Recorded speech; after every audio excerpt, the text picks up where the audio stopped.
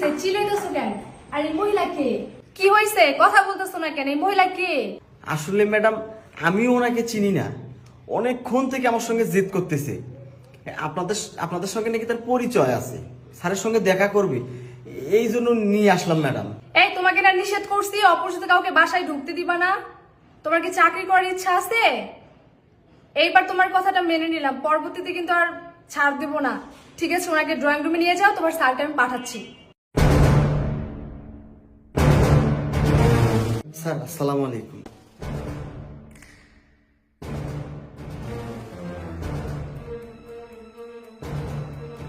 তুমি এখানে কেন? তোমাকে না আসতে নিষেধ করছি? টাকা পয়সা যা দেবার সব তো আমি দিচ্ছি। আমি বলছি না আমি তোমাদেরকে ছাড়াই ভালো থাকতে চাই। এখানে কেন আসছো? হ্যাঁ, আর একটা কথা, তোমার বাসায় ঢুকতে দিল কে? কে ঢুকতে দিল তোমার বাসায়? এই দারোয়ান, তোমার নিষেধ করছি না অপরিচিত কাউকে তুমি বাসায় ঢুকাবা না? কেন ঢুকেছো বাসায়? স্যার উনি এমন ভাবে আপনার কথা বলতেছিল, আমি ভেবেছিলাম আপনার খুব কাছের কেউ, তাই স্যার আমি আর না করতে পারিনি, আমি উপরে নিয়ে আসছি স্যার। স্যার মানুষটা খুব অসহায় স্যার, উনি আপনাকে কিছু বলতে চাই, যদি দয়া করে ওনার কথাগুলো শুনতেন। আরে পরিচিত বলতে কি, আমাদের যে পুরাতন বাড়ি আছে ওই পুরাতন বাড়ির কাজের মহিলা। আচ্ছা তুমি যাও, তোমার ডিউটি করো, যাও। আর কি হলো এখন চুপ করে আসো যে? কিছু বলবা? বলো, আমার সময় নাই, আমাকে বের হতে হবে। কি বলবো বলো। না স্যার, বলার আর কিছুই নেই। যে মানুষ দারোয়ানের কাছে মায়ের পরিচয় কাজে মহিলা দেয়, তাকে আর বলার কি থাকবে? আপনি জান স্যার। লজ্জা করে না তোমার? মায়ের পরিচয় দিতে লজ্জা করে না? আর তোমাদের মতো মানুষদের তো লজ্জাই নেই। আমি যে তোমাকে আমার বাড়ির কাজের বউয়ের পরিচয় দিছি, এটাই তো তোমার কপাল। থাক হইছে, বাদ দাও তো, ওনাকে কিছু টাকা দিয়ে বিদায় করে দাও। আর কতক্ষণ রেডি হয়েছে, আমরা বাইরে যাব না? মাগো, কি বলবো আর, তোমাদের কাছে পরিচিত হয়েও অপরিচিত ছেলে বাসায় ঢুকবো, তাও অনুমতি নিতে হয়। আর ওই ছেলেটা আমাকে ঢুকতে দিছে, তার জন্য কত গাল মনে করবে। বাবারে, আমি আর তোমাদের বাসায় কোনোদিন আসবো না। বাবা, তোরা সুখে থাক, ভালো থাক। আমিও তোদের কোনোদিন জানাতে আসবো না। খালা আপনি দাঁড়ান, আপনি যাবেন না, আপনি দাঁড়ান, আপনি বসেন, আপনি এখানে বসেন। কে তোর এত বড় সাহস হয় কি করে? উনি যাইতেছে যাক, তুই ওনাকে আটকালি কেন? এই দারুণার বাচ্চা, তোর এত বড় শ্বাস কোথা থেকে পাইলে রে তুই? ওনার যাওয়া দরকার, উনি চলে যাবে, তুই আটকালি কেন? বল আমাকে, বল। স্যার আপনি বেয়াদবি নেবেন না স্যার, আমি শুধু একটি কথা জানার জন্য ওনাকে আটকাইছি স্যার।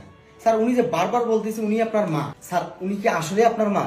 আপনি শুধু আমাকে এই একটি কথার উত্তর দেন স্যার, আমি এখান থেকে চলে যাবো স্যার। হ্যাঁ, ওই মহিলা আমার মা, কিন্তু আমি তাকে আর মা স্বীকৃতি দেই না। আমি তাকে মনে করি না সে আমার মা, কারণ সে শুধু আমাকে জন্মই দিছে। জন্ম দেওয়ার পরে একটা সন্তানের যে দায়িত্ব সে কোনোদিন পালন করে নাই। সে এত বড় খারাপ, একটা দিন একটা সেকেন্ড আমার এই বউয়ের সঙ্গে তার গুনতো না। আর সে কারণে আমি তার বাড়ি ছেড়ে আলাদা ভাড়া থাকছি আমি। আর ভাড়া থাকার পরে আমি বিদেশ গেছি, সেখান থেকে আজকে আসছি, আজকে আমার খোঁজ নেওয়ার জন্য আসছি, আমার কাছে মোটা টাকা নেওয়ার জন্য। আমার শ্বশুর শাশুড়ি আমার কারোর সঙ্গেই তার বুনতো না। তার গর্ভে জন্ম নেওয়াটা আমার সব থেকে বড় পাপ হয়েছে, সব থেকে বড় পাপ ওই গর্ভটাতে আমার জন্ম নেওয়া। তাকে আমি মা পরিচয় দেই না, দিব না। স্যার স্যার আপনি কি বলছেন এসব? এসব কি বলছেন আপনি? খালা, ও খালা, স্যার এসব কি বলছে খালা? বাবারে, ওই যা কিছু বললো সব মিথ্যে কথা।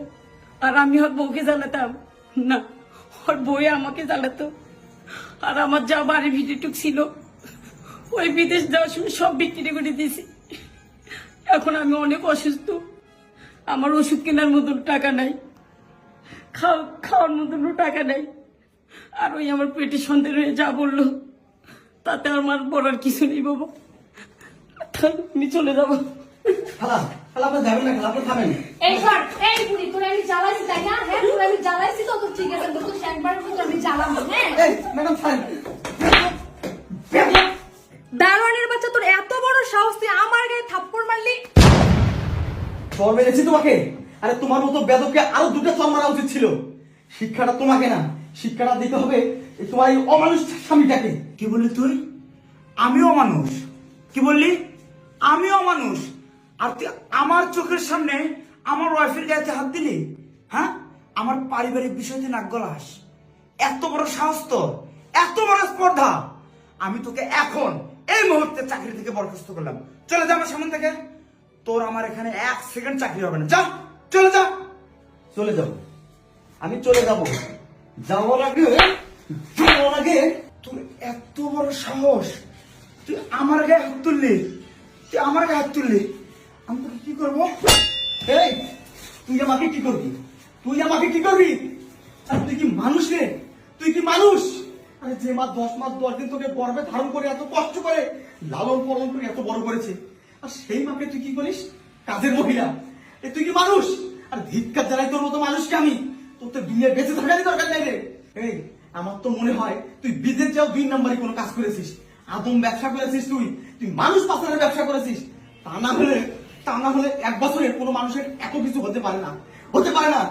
শোন রে শয়তান, শোন বেঈমান, আমি যখন তোর মা আসে নিজে তার কাছে সমস্ত গল্প শুনেছি।